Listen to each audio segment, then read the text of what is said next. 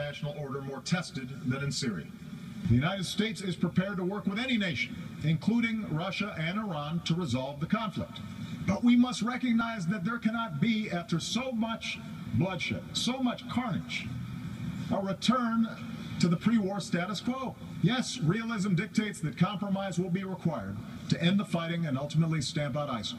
But realism also requires a managed transition away from Assad and to a new leader. От сотрудничества с сирийскими властями. We think it is an enormous mistake to refuse to cooperate with the Syrian government and its armed forces, who are valiantly fighting terrorism face to face.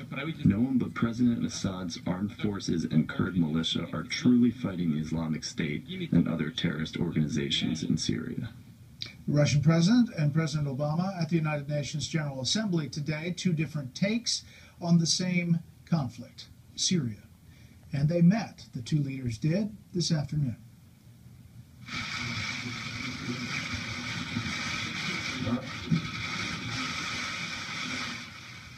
The clicking is about all we got, because we didn't hear anything about the meeting, and that was it. Walk in, walk out, and we did not hear any details about what was talked about, but you can bet Syria was one of the topics. Let's bring in our panel. Syndicated columnist George Will, Charles Lane, opinion writer for the Washington Post, and Steve Hayes, senior writer for the Weekly Standard. George, two different takes. Bashar al-Assad should stay. He should go. Something tells me he's staying for a while. Yes, the president says he must go. Putin says he must stay, and Putin says it with tanks and fighter planes and what we call boots on the ground. The president's idea, now we're in the 5th year of a civil war, which by Civil War standards is uncommonly savage. 220,000 people perhaps dead by now, and the president's idea is we should compromise. I've been trying to think of a serious civil war that ended with a compromise. English Civil War ended when Charles I got his head cut off. The American Civil War ended when Lee surrendered to the North. The Russian Civil War ended when the Romanovs were dead and Lenin was in power. The Spanish Civil War ended with Franco in Madrid. The Chinese Civil War ended when Mao controlled the mainland and his opponents were exiled to what was then called Formosa. I don't think civil wars end with compromises. And Putin says, my side's going to win. I'd bet on his side. Chuck. Well, I think another thing Putin is about is trying to broadcast this idea that the world is better off with dictators, because he spent a lot of time discussing the bad fallout of the Arab Spring and blamed all these uprisings on Western meddling in support of democracy. And that's how we really got where we are in Syria. And he was inviting the world to join him, as it were, in reestablishing a kind of, he referred to Yalta after World War II, a new order like Yalta, where we turn a blind eye to the abuses of dictators, and indeed we support them and shore them up, because the alternative is always chaos and bloodshed and terrorism. And you know whose political fortunes that argument serves particularly well? Vladimir Putin, because he's a dictator.